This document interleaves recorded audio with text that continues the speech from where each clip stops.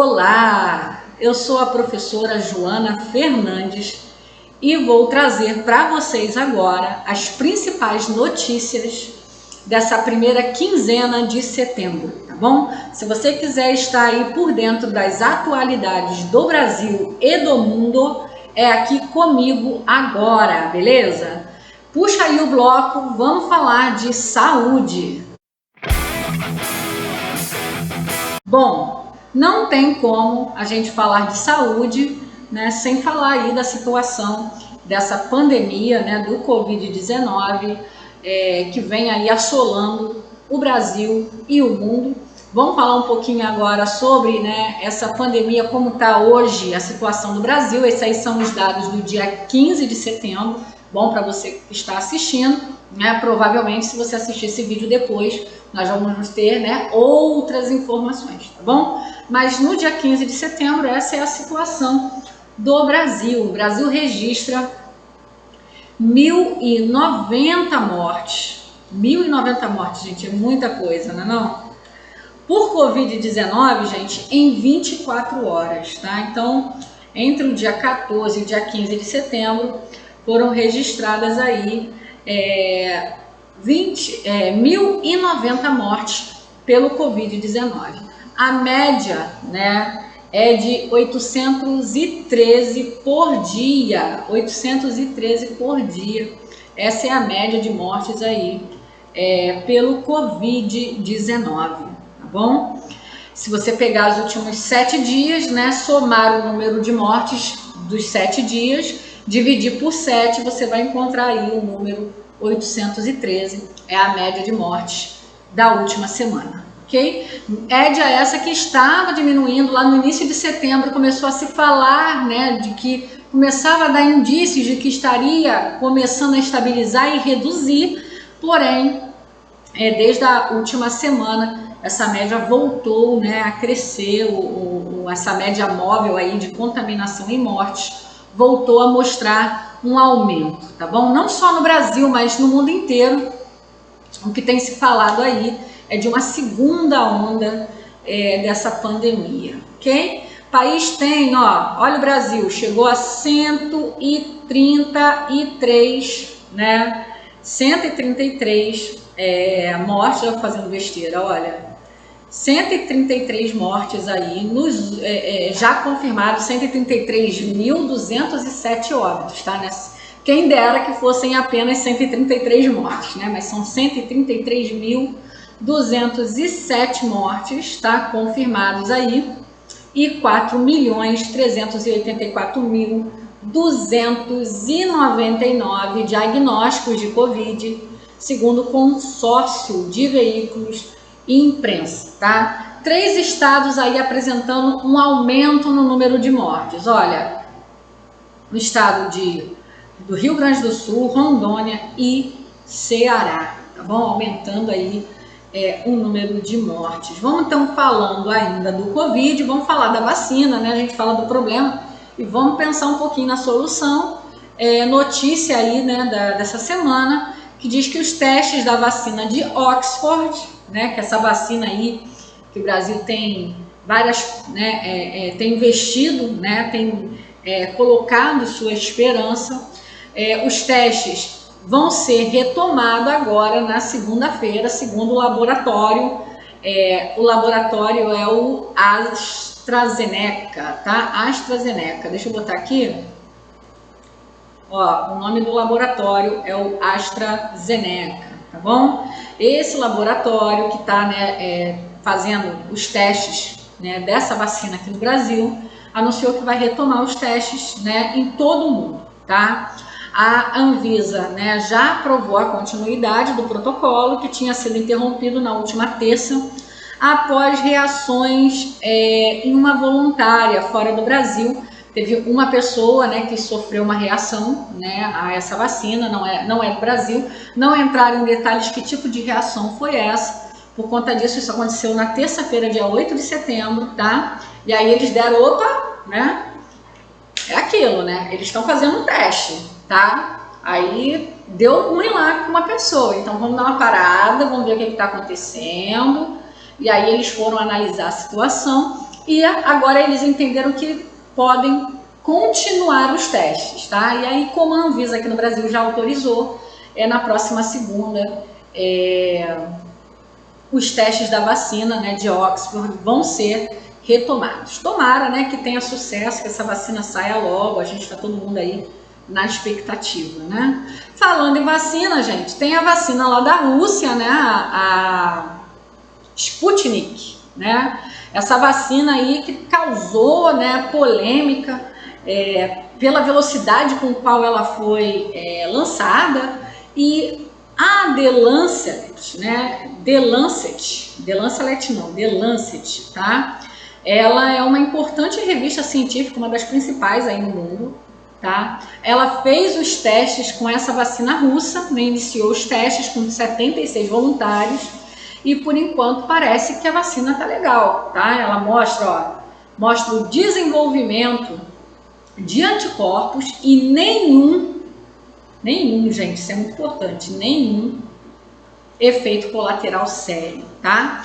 Pesquisadores russos reconhecem a necessidade de testes adicionais para maior segurança, tá bom? Então, um resultado aí que animou muito, né? Mas vamos com calma, só testaram 76 pessoas, ainda é muito cedo para poder, assim, dizer que essa vacina é 100% segura, tá bom? Mas, como os resultados já são animadores, olha, aqui no Brasil, o governo do Paraná e o governo da Bahia, tá, já fizeram parcerias aí para a produção dessa vacina russa lá nos seus respectivos estados, tá bom? Então, pensou em vacina russa, já vai pensando aí nessa associação agora com o governo do Paraná e com o governo da Bahia, que pretendem, né, produzir essa vacina nos seus respectivos estados, tá bom? Vamos lá? Continuando, gente, antes da gente seguir aí para o nosso próximo bloco, deixa eu só mostrar para vocês os nossos contatos, né? Nós trabalhamos aqui no YouTube, tem várias aulas aí de vários assuntos de história, de legislação, de português, de matemática, aulas gratuitas para concurso público. Se você aí curte o nosso trabalho, está curtindo as nossas aulas, deixa o seu like, se inscreve no nosso canal, também nos sigam lá no nosso Instagram, ó, tem o Instagram do Expresso Concurso e tem o meu Instagram aí, pessoal, da professora aí, Joana Fernandes. Lá eu vou estar sempre trazendo para vocês aí recortes aí da atualidade, você vai estar sempre recebendo lá nos seus stories, lá você vai estar sempre lá visualizando as maiores novidades aí do Brasil e do mundo, tá bom? Também tem nossa página no Facebook do Expresso Concurso, gente, tem o nosso site, expressoconcurso.com.br. Se você aí quiser conhecer mais os nossos materiais, se você ainda não conhece o nosso trabalho, vai lá no nosso site, lá você vai ver aí todos os materiais que nós disponibilizamos em PDF para os diversos concursos aí que estão ocorrendo Brasil afora, tá bom? Também tem o nosso Zap e o nosso Telegram, que o link está aqui na descrição do vídeo, ok? Então vamos continuar. Falamos aí da pandemia, né? E como a pandemia tem impactado, né, diretamente a nossa vida. Vamos falar agora então da economia, tá? Puxa o bloco aí, economia. Continuando falando de economia, vamos falar do PIB, né? O PIB do Brasil, que, né, sofreu, é claro, né, uma queda aí bem grande, né, com essa situação toda econômica aí, devido à pandemia também, né, um dos fatores, apesar de que alguns dados têm indicado que a economia já não vinha bem antes da pandemia, só que aí com a pandemia esse PIB acabou se agravando, tá? O Ministério da Economia mantém estimativa de queda para o PIB, é claro, né? Não poderia se falar nesse momento de aumento. Para quem não sabe, né, já estou falando de PIB, a pessoa fala assim, o que é PIB, né? PIB é Produto Interno Bruto, tá? O PIB ele é calculado a partir de toda a riqueza produzida num determinado local, num determinado país, num determinado estado, numa determinada cidade, tá bom? Então aí o PIB do Brasil, né, como um todo, é claro, né, despencou. Tem se falado aí de uma retração bem violenta na nossa economia. inclusive aí dados, né, inferiores a dados de 2009, como se o Brasil tivesse aí voltado 11 anos na sua história, tá? Então, o que o Ministério da Economia colocou? Olha, ela destacou, né, que nós estamos diante aí de uma forte retomada da atividade no atual trimestre, após uma contração entre abril e junho, tá? O que acontece? Entre abril e junho, os números foram bem alarmantes, né? Havia acontecido uma contração, gente, é uma regressão, tá? Como se a economia se encolhesse, diminuísse, né? Ou as pessoas deixam de comprar, deixam de produzir, né? Dentro do que se espera, e aí a economia é como se nós empobrecêssemos um pouco, tá bom? O Ministério da Economia manteve nesta terça sua projeção de queda, gente, para o Produto Interno Bruto, né? Não poderia ser diferente, em 2020, de 4,7%, destacando forte retomada da atividade no atual trimestre, apesar da expressiva, né, que foi bem grande o tombo aí, contração verificada entre abril e junho. Ou seja, entre abril e junho, os números eram bem, né, assustadores, falava-se até quase 9% aí dessa contração, e aí agora, né, novos dados aí o Ministério da Economia trouxe para dizer que começou a melhorar a situação um pouquinho. Não começou a melhorar, gente, olha aqui para mim, não começou a melhorar, começou a ficar menos ruim, né? Deu uma despiorada. Essa palavra existe, despiorada? Se não existe, estou inventando. Despiorada. Tava muito ruim e agora está um pouquinho melhorada a situação. É mais ou menos isso aí, tá bom? Então o PIB, gente, é isso daí, tá? Por enquanto está se estimando aí que em 2020 fique aí em 4,7% de regressão em relação ao PIB estimado, né, pelo governo no início do ano, ok? Ainda falando aí de economia, né, gente? Isso aí vocês estão sentindo na pele, né? O arroz e o óleo mais caros. Gente, o que isso tá dando de meme na internet, né? Eu já dei boas risadas aí com os memes que estão rolando na internet, né? Que o brasileiro é assim, gente. Olha, o brasileiro faz piada de tudo, né? Faz piada de tudo. Então, uma situação como essa que a gente está vivendo, né? O arroz, preços assim chegando a R$30, 5 quilos de arroz em alguns locais, assim, um absurdo os preços, muito acima. A gente sabe que a mesa do brasileiro, né, ela é composta basicamente do arroz e do feijão, são dois alimentos essenciais na mesa do brasileiro, né? Famílias imensas ali que precisam consumir um alto, às vezes não tinha tanta condição de comprar uma carne, mas compensa no arroz, né? Compra bastante arroz, faz bastante arroz, que ajuda a manter a família alimentada, e agora a gente nem o arroz mais, né? E aí, mas ainda assim o brasileiro consegue tirar sarro disso aí, né? Vamos olhar então a reportagem, fala que o arroz e o óleo mais caros, né? Entenda o porquê, né, a inflação dos alimentos disparou no Brasil, gente. O arroz e o óleo se destacam, gente, mas o feijão e outros gêneros alimentícios também encareceram bastante, tá? Por que isso? Vamos lá? Por causa do dólar alto. Ah, professora, o pessoal sempre fala que é por causa do dólar alto, eu não entendo nada. Porque o que tem o dólar? Eu não uso dólar, né? O que tem o dólar com o preço do meu arroz? Gente, o que acontece, ó? Quando a moeda, né, estrangeira está muito alta, pensa em você aqui no Brasil produzindo arroz. Você é um produtor de arroz agora e não apenas um consumidor, tá?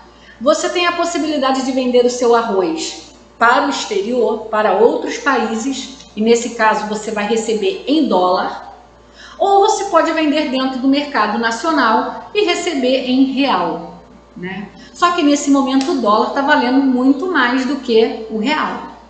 Você acha que o cara prefere receber em dólar ou receber em real? Vamos lá.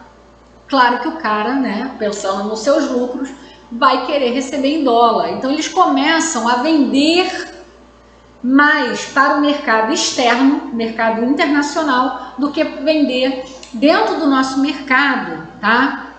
Vender aqui dentro para os brasileiros, tá? E aí, gente, começa a ter menos produtos, né, de alimentação, menos produtos alimentícios disponíveis dentro do mercado nacional, porque o que é produzido está sendo mais enviado para o exterior do que disponibilizado dentro do nosso mercado interno, ok? Percebe até aí? Entende?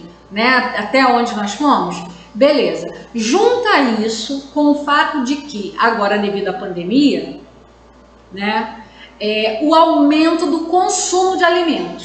Primeiro porque as pessoas estão em casa, estão comendo mais, estão comprando mais alimentos, né? Você na sua casa está aí me assistindo, provavelmente você já percebeu que você anda precisando ir mais vezes ao mercado, né? E assim, graças a Deus, talvez, né? Talvez não, com certeza, né? Graças a Deus aí, se você está conseguindo ir sempre ao mercado para abastecer a sua casa. Tem gente que não está tendo a mesma sorte, né? A mesma felicidade. Então, gente, aumentou o consumo. Também com a questão do auxílio emergencial, aquele auxílio lá, né, que foi disponibilizado de R$600 para as pessoas mais pobres, em situações de risco, enfim. Esse auxílio também aumentou o poder de compra e as pessoas que talvez não tivessem condições de comprar tantos alimentos estão comprando, tá bom?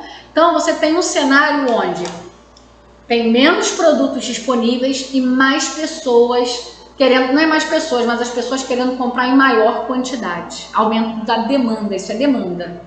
E aí, gente, esse desequilíbrio faz o quê? Os preços disparam, tá? E é exatamente isso que a reportagem está dizendo, olha. Está falando o seguinte, olha, o dólar alto tem incentivado as exportações, né, que é essa venda do produto para o exterior, diminuindo a oferta interna, então a gente não tem tanto mais produto para ser vendido dentro do Brasil, tá? Enquanto, tá, o auxílio emergencial estimula o consumo, afirma um especialista. A expectativa é de que os preços permaneçam altos, gente, até o final do ano, tá bom? Então, assim, com muita dor no coração, né, a gente sabe que vai continuar alto. Queira Deus que a situação melhore e no final do ano, de repente, a gente consiga ter aí pelo menos o nosso arroz aí para misturar na passa e não comer a passa crua, né?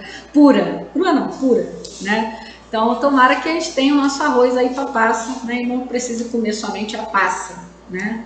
A uva passa aí no final do ano, tá bom? É isso que está acontecendo. Aí o pessoal fala assim, ah, mas é a pandemia. Não é necessariamente a pandemia. A pandemia pode ser um dos fatores, porque por causa da pandemia você tem não um problema de consumo, porque o consumo aumentou. Na verdade, o grande fator, tá? E é isso que você tem que levar para uma questão de prova futura, ou se você for citar esse assunto em alguma redação que você venha fazer, é que o dólar aumentou muito e o dólar é o grande fator que influencia nesse encarecimento dos alimentos, tá? E aí o dólar está alto, é uma questão aí de câmbio, é uma questão de gestão econômica no Brasil, tá? Que aí tá tendo alguns problemas, tá bom? Vamos então agora falando de dinheiro, né? O auxílio emergencial foi prorrogado, né, até o final do ano, mas os valores serão reduzidos, né? Isso aí pegou muito bem para o presidente, né, com esse aumento, com esse valor que foi concedido. A princípio, né, o presidente ele se propôs, né, a dar um auxílio de R$200, e aí depois lá o Congresso se mobilizou e decidiu que não seriam apenas 200, seriam R$600, seria o valor mais razoável, tá bom? Então aí o presidente acabou, né, tendo que aceitar, porque foi uma decisão do Congresso, e esse auxílio passou a ser dado, né, de R$600.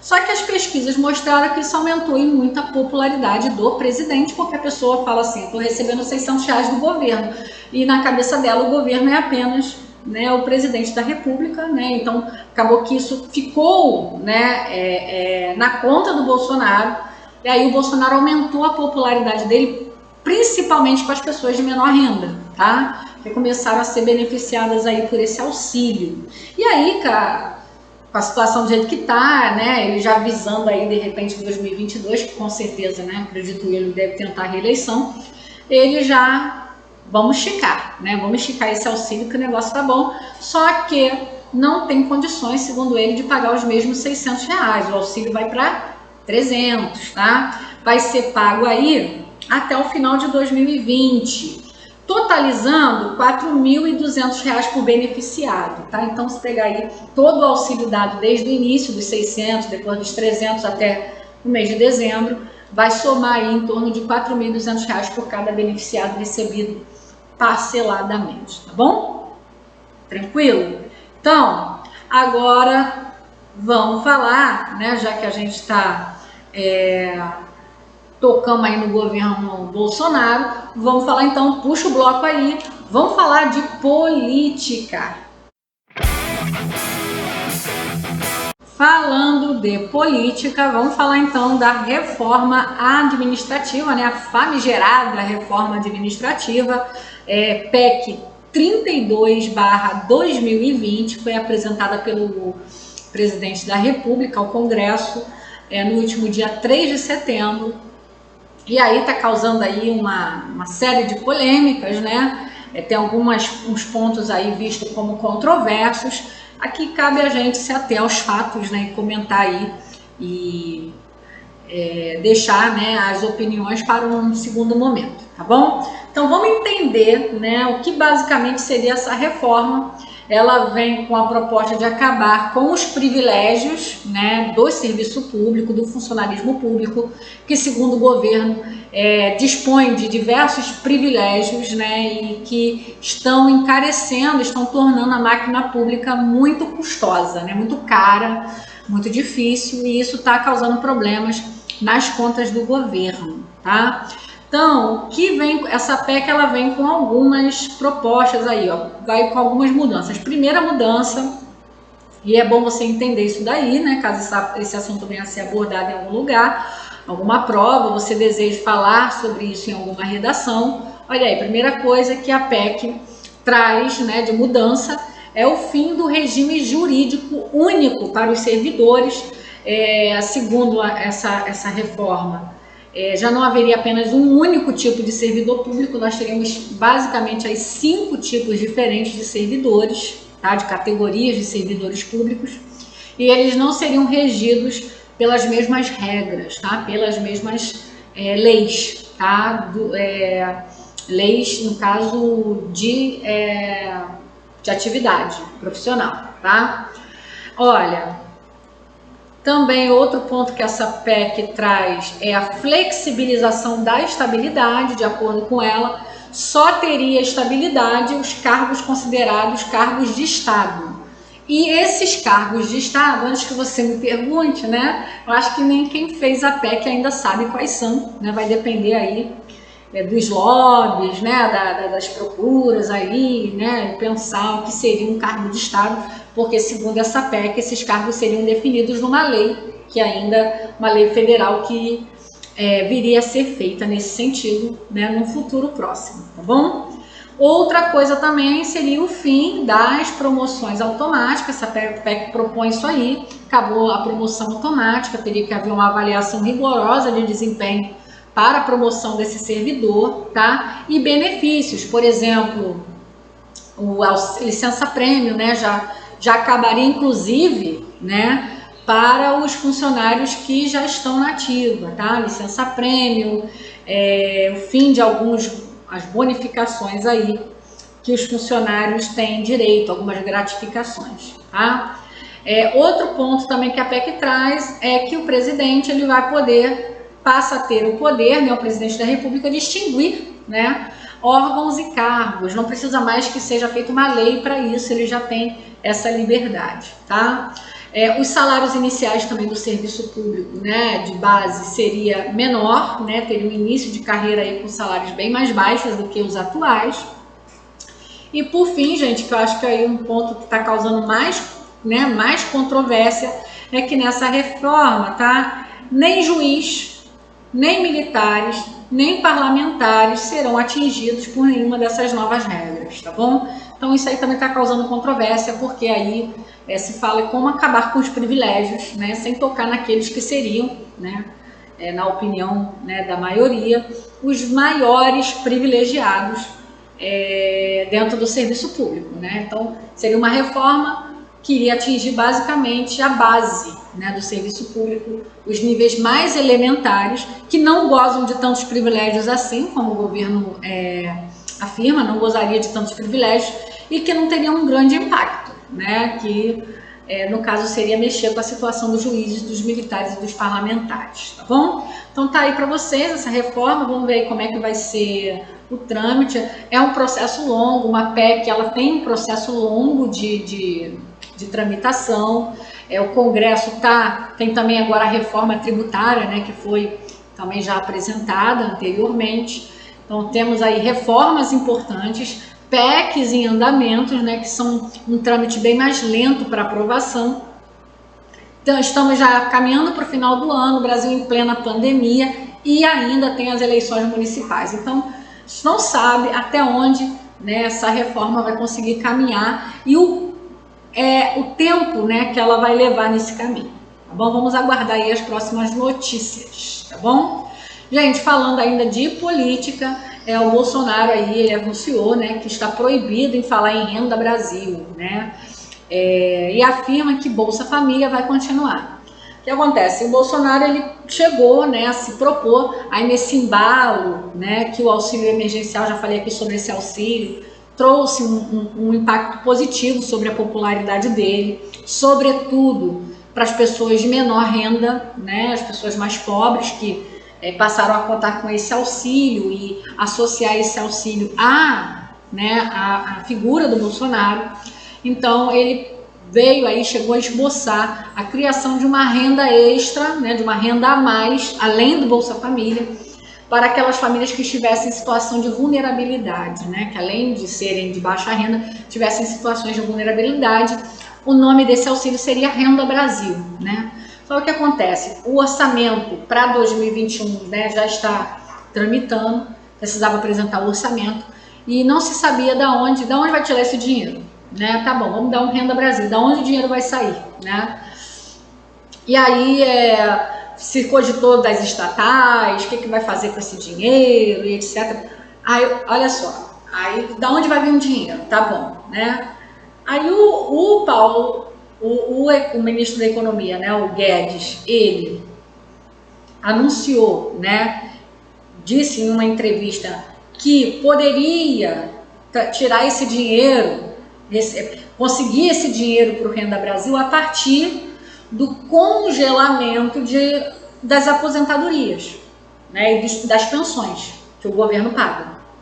Então, se congelaria aí por um período para que esse dinheiro que fosse economizado dessas aposentadorias fosse remanejado para esse Renda Brasil. Só que isso pegou muito mal, porque aí repercutiu que você vai tirar dos vulneráveis, né, que o aposentado, o pensionista, normalmente ele também está numa situação de vulnerabilidade. Como é que você vai tirar de um vulnerável para dar para outro?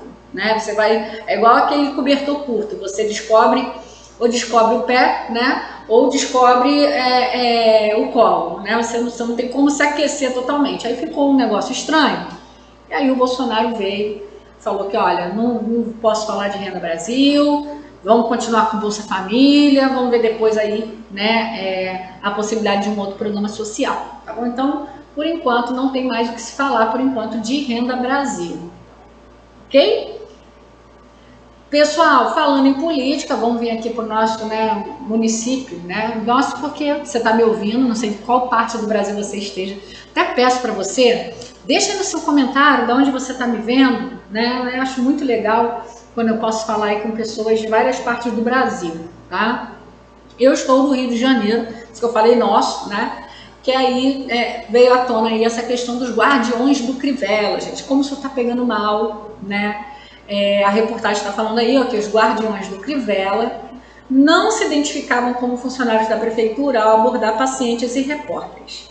O município alega que funcionários ficavam nas portas dos hospitais para esclarecer a população, só que eles não usam crachá, nem identificam como os profissionais durante as abordagens. Então, o que esse pessoal, gente, todos eles funcionários, a grande maioria funcionários comissionados, tá? Lá da Prefeitura do Rio, e eles eram, né, colocados aí nas portas de hospitais para tentar atrapalhar, né, o trabalho dos repórteres, né, que tentavam, né, retratar a situação calamitosa aí da saúde pública do município do Rio. Claro, o Crivella, de olho aí numa reeleição, né, não quer, ficaria mal para ele uma situação como essa, tá bom? Então, gente, fica assim, então, a parte da política, a gente fica por aqui. Puxa o bloco aí, que agora a gente vai falar da justiça, né? Notícias aí sobre a justiça no Brasil, agora para você. Falando de justiça, vamos falar então agora da posse aí do novo presidente do STF, Luiz Fux, né? Fux, né? Ele tomou posse no último dia 10, substituindo aí o que era então o presidente Dias Toffoli, né? Não sei se você sabe, mas no STF eles fazem um revezamento de presidentes a cada 2 anos, né? Seria a eleição de um novo presidente. Eles já fazem um rodízio, de maneira que todos eles, em algum momento, tenham oportunidade de ocupar esse cargo, tá? O Luiz Fux, né? Ele tomou posse em uma cerimônia, né? No dia 10, e agora ele testou positivo para Covid-19, tá? Olha o que fala a reportagem.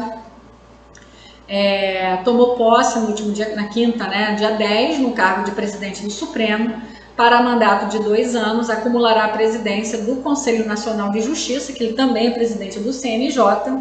Uma sessão do Conselho estava previsto para, no caso, amanhã, dia 15, né, essa notícia do dia 14, mas foi cancelada, tá? Então, ele estava aqui no Rio de Janeiro, começou a sofrer aí com febre alta, procurou o médico e foi diagnosticado com Covid-19, né? Logo no início do seu mandato aí como ministro, como presidente, né, do STF, tá bom? Segunda notícia aí da justiça, gente, olha, a justiça infelizmente, eu acho que infelizmente, né, infelizmente, onde mais tem notícia nesse mês de setembro, notícias aí da justiça, tá? Primeira aí notícia falando da segunda, né, que já falamos do ministro, o planejamento da Lava Jato não será alterado com o novo prazo, diz coordenador da Força Tarefa em Curitiba. Essa operação Lava Jato lá em Curitiba, você sabe que essas operações elas têm começo, meio e fim, elas não duram de maneira indeterminada, elas têm que ir sendo renovadas pelo poder público, e se esperava a renovação de 1 ano, pelo menos, mas ela foi renovada por apenas 5 meses, gente. Só que acontece, o coordenador, né, dessa força-tarefa, né, Alessandro Oliveira, tá? Ele fez a seguinte declaração, ele falou que isso não iria, de maneira nenhuma, atrapalhar o planejamento do que eles já vinham fazendo, ok? A renovação do trabalho da força-tarefa, Lava Jato no Paraná, né? Você sabe que essa força-tarefa da Lava Jato ela é também distribuída aí pelos estados, né? Por apenas 5 meses e não por 1 ano, não impactará o planejamento do grupo, de acordo com o novo coordenador da força-tarefa, o Alessandro Oliveira. Vamos aí uma imagem dele para você. Esperamos, né, que a Operação Lava Jato ela continue com a mesma força, que ela siga o seu trabalho.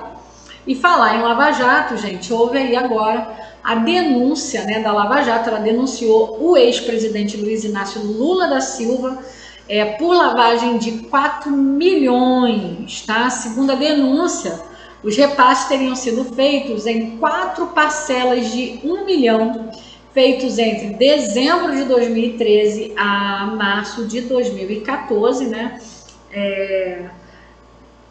Lula nesse momento já não era o presidente, né? Ele já tinha deixado a presidência da República, e ele teria recebido aí esse repasse da Odebrecht, né?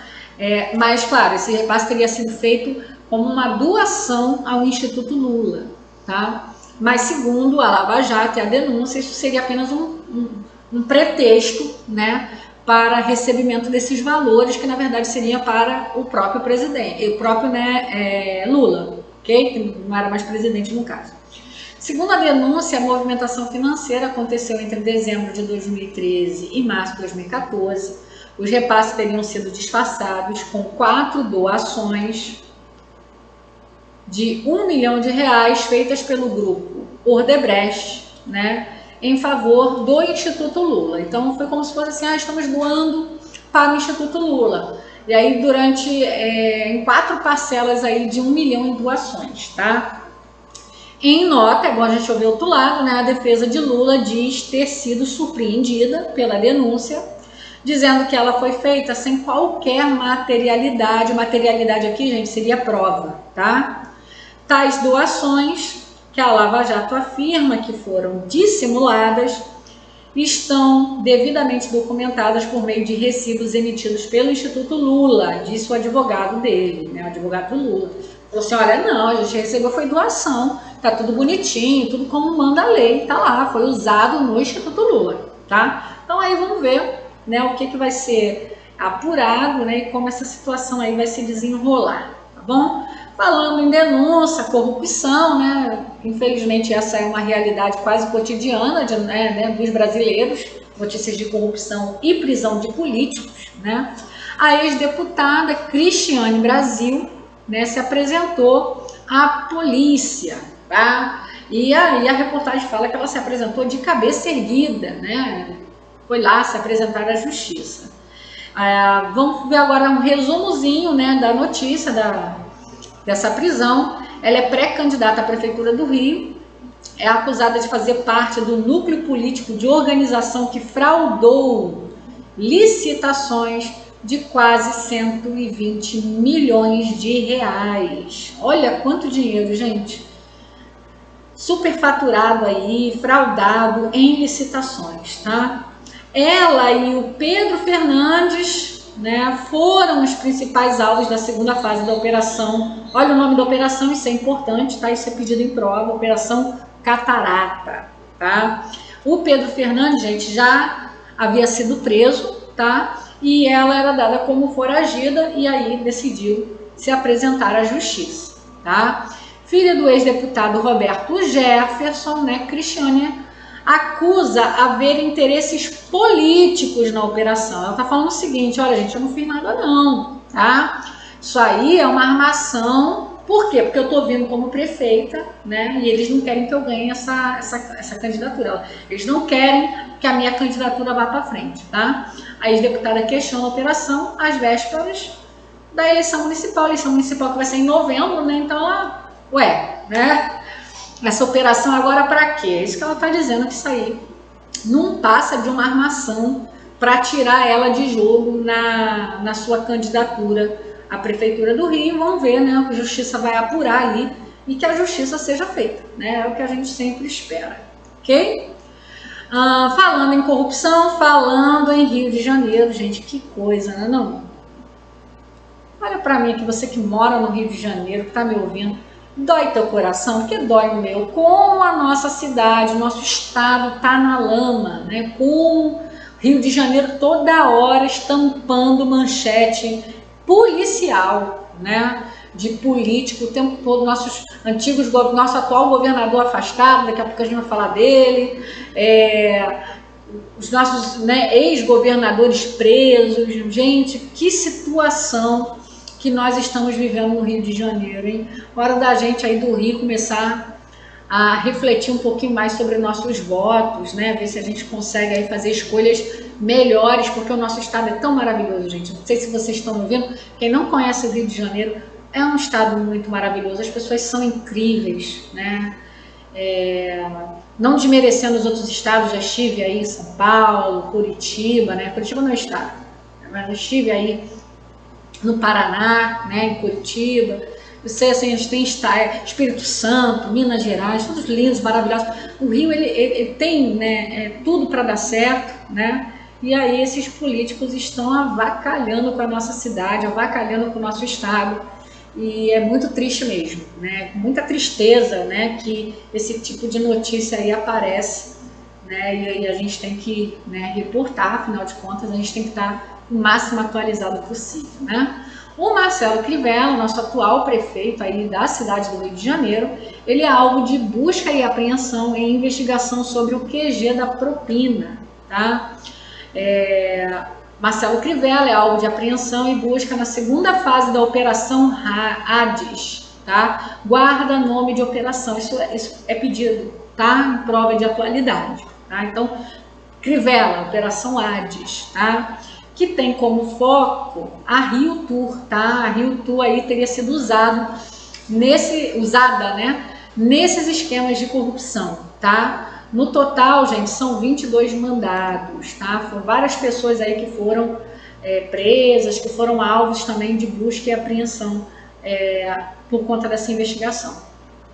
A operação decorre de inquérito policial instaurado para investigar possível organização criminosa e esquema de corrupção no âmbito da administração municipal carioca, sendo desmembramento da primeira fase da Operação Hades, tá? Executada em 10 de março deste ano. O principal foco da ação, feita em conjunto com a Polícia Civil, gente, é a Rio Tour, tá? Então, essa empresa de turismo aí do Rio de Janeiro, pertence à Prefeitura do Rio, teria sido utilizada aí como instrumento aí para atos de corrupção, de propina, de desvio de dinheiro público, tá? Vamos ver, né, como é que vai avançar essas investigações.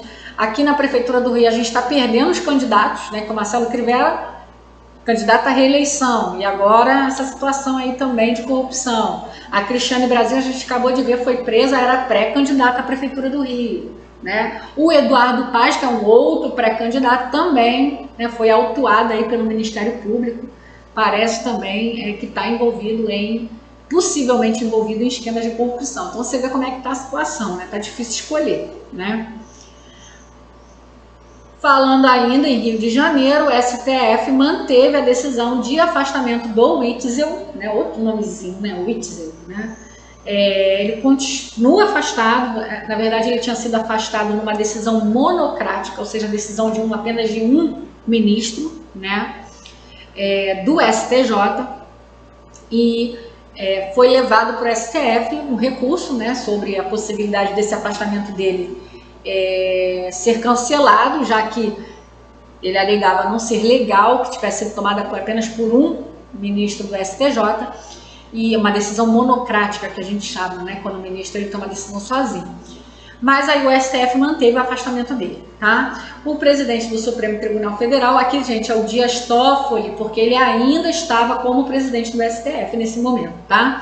Ele deixou a presidência do STF no dia 10, onde o Luiz Fux, né, que agora está com Covid-19, assumiu, tá? Negou o pedido da defesa do governador afastado do Rio de Janeiro, Wilson Witzel, né, para suspender a decisão cautelar do Superior Tribunal de Justiça, que determinou o afastamento de Witzel do governo por 180 dias, tá? Então ele tá aí, vai ser ainda julgado, né? Enquanto isso não ocorre, pelo menos por 180 dias, que são 6 meses, né, que é o tempo de duração aí desse trâmite, desse processo, ele vai permanecer afastado, né? No seu lugar ficou lá o Cláudio, né, o seu vice-governador, que também está sendo investigado, né? Então a gente vai em breve ver o nosso vice-governador também ser afastado, né, para vexame geral, né? É vexame. E, gente, encerrando aí essa pauta da justiça, Celso de Mello coloca Bolsonaro em sinuca de bico. Essa é a manchete, tá? Ele determinou que o presidente preste depoimento presencial no inquérito 4831. Vamos ler a reportagem, depois eu comento o que eu achar interessante, tá bom? Na última sexta-feira, né, que foi dia 11, o decano do Supremo Tribunal Federal, ministro Celso de Mello, determinou que Jair Bolsonaro preste depoimento presencial no inquérito 4831, que apura se houve interferência do presidente da República na Polícia Federal. Vocês lembram que quando o ex-ministro da Justiça, Sérgio Moro, entregou o seu cargo, ele praticamente publicamente acusou o presidente Jair Bolsonaro de tentar interferir, né, nas investigações da Polícia Federal, né? E o presidente não pode fazer isso fere a democracia. Se vier a ser comprovado que ele, de alguma maneira, interferiu, né, na condução de investigações da Polícia Federal, ele pode ser enquadrado em crime de responsabilidade, até mesmo perder o cargo, né? É assim que as nossas leis funcionam. E aí, gente, o que acontece? O STF vem aí, né, conduzindo essa investigação e foi pedido que o Bolsonaro prestasse depoimento, né, sobre o ocorrido, prestasse esclarecimentos. E o Bolsonaro, ele queria fazer isso por escrito, né? Ele queria, manda as perguntas para mim, eu vou digitar lá, vou botar as minhas respostas, eu assino e fica com o meu depoimento. E o Celso de Mello disse que não, que esse depoimento tem que ser dado presencialmente, tem que ser dado, né, pessoalmente, oralmente, pelo Bolsonaro. Tá bom? Então vamos ver aí como é que vai ser o desenrolar dessa situação, tá bom? Então, pessoal, falando aí, né, dessa situação de justiça, quanta notícia de justiça, não, tô cansada, meu pai do céu. Tomara que a gente, né, não tenha tanta coisa de justiça para falar da próxima vez, porque é sempre uma bomba atrás da outra, tá bom? Vamos continuar então? Então puxa o bloco aí para mim, vamos falar então aí das principais notícias da sociedade aí no Brasil. Destaque aí então para a notícia falando sobre o número de pessoas mortas pela polícia no Brasil, gente. Segundo dados recentes, esse número cresceu no primeiro semestre, mesmo diante da pandemia, né? Então vamos ver a manchete? Número de pessoas mortas pela polícia cresce no Brasil no primeiro semestre em plena pandemia. Assassinatos de policiais também sobem, tá? Então, tanto subiu o número de pessoas que foram mortas por policiais, sobretudo no Rio de Janeiro, os números foram bem grandes, bem maiores até que no restante do Brasil. E também subiu o número de policiais que foram mortos em serviço, sobretudo nesse caso em São Paulo, tá? Vamos ver a reportagem, ó. Registros de letalidade e vitimização policial apresenta alta no país, mesmo com as medidas de isolamento social, gente. Então, teoricamente, as pessoas eram para estar mais em casa, era para a gente ter uma redução da violência, mas isso não está acontecendo, tá? Número de policiais mortos é 24% maior apenas em Goiás. Apenas Goiás não informou os dados, os outros estados informaram, a gente não tem os dados de Goiás, tá? Dentro dessa estimativa.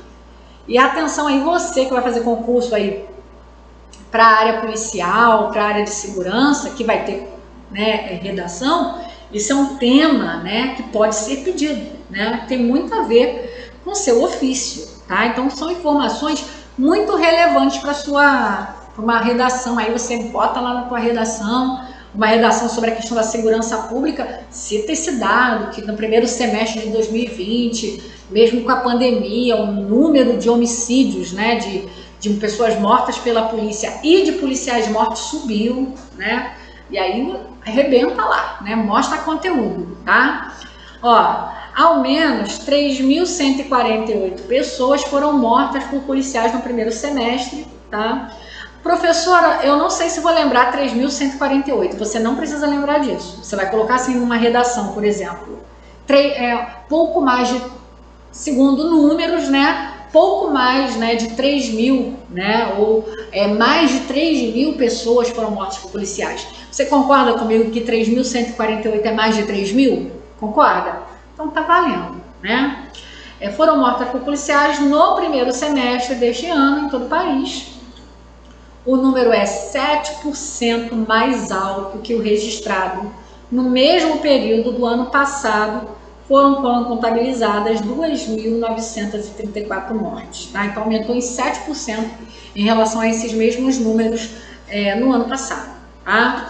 Os casos de policiais que morreram em serviço e fora de serviço também apresentam alta nos primeiros 6 meses desse ano. Foram 103 policiais contra 83 no ano passado, que apresenta um aumento de 24%. Então, o aumento de pessoas que foram mortas, né, por policiais foi um aumento de 7%. E de policiais mortos, nós tivemos um aumento de 24%. Tá? Então você vê aí que mesmo com a pandemia, enfim, a gente continua com muitos problemas na nossa segurança pública. Isso tem se refletido nesse aumento da violência, né, no Brasil. Tá bom? Então puxa aí agora o nosso bloco, vamos falar de meio ambiente. Falando de meio ambiente, gente, olha que tragédia, né, que salta aí aos nossos olhos, logo nesse iniciozinho de setembro, primavera chegando, e a gente tem esse incêndio aí no Pantanal. Na verdade, isso não é incêndio, né, incêndios no Pantanal. Segundo a manchete, fala que o governo federal, né, lá o seu ministro do meio ambiente, né, Ricardo Salles, ele reconheceu a situação de emergência, né, lá no Mato Grosso do Sul, né, onde fica esse importante bioma aí, dos maiores, mais ricos aí do mundo, que é o Pantanal, né, sul-mato-grossense, tá? A decisão, né, foi publicada em edição do Diário Oficial da União e permite que o Estado receba recursos federais. Valor do repasse ainda não foi anunciado, tá, gente? Então vamos falar um pouquinho dessa situação do Pantanal. Quando a gente fala aí de incêndio, não é um só, a gente está falando de um monte, né? Sempre tem, né, algum foco de incêndio onde nós temos esse tipo de mata, tá? Só que a coisa está saindo do controle, né? Parece que nos últimos dias se intensificaram muito esses focos de incêndio e cerca de 15%, gente, 15%, né, da mata já foi comprometida por esses incêndios, tá? Professor, o que causa esses incêndios? Nós temos alguns fatores naturais, né, que é o fato de ter tido poucas chuvas esse ano, a presença ali, né, de uma vegetação seca, tudo isso acaba facilitando, né, a propagação das chamas e incêndios. Só que também há aí um forte indício de que nós estamos falando de alguns incêndios criminosos, né? Lá no Mato Grosso do Sul, né, a pecuária ela é uma atividade forte e boi ocupa espaço, concorda? Boi ocupa espaço. Então, para se expandir, né, as atividades pecuárias, as criações lá dos bovinos, eles precisam de terra, né? Só que eles não podem enfiar o boi dentro da mata. Então o que eles fazem? Bota fogo na mata, né? E aí a mata devastada, que a gente tem um grande campo, né, onde a gente pode colocar os nossos bois para pastar. Esse é o raciocínio desses homens, desses criminosos, né? Criminosa essa ação, e eles começam a propositalmente incendiar a mata, tá? É isso que tem sido muito indicado. Nós temos aí uma grande flexibilização em relação a multas, né, em relação às punições que visavam inibir esse tipo de ação, tá, desses homens, dessas pessoas tão gananciosas. Nós tivemos uma diminuição significativa aí da multa. Também tivemos um enfraquecimento muito grande na fiscalização.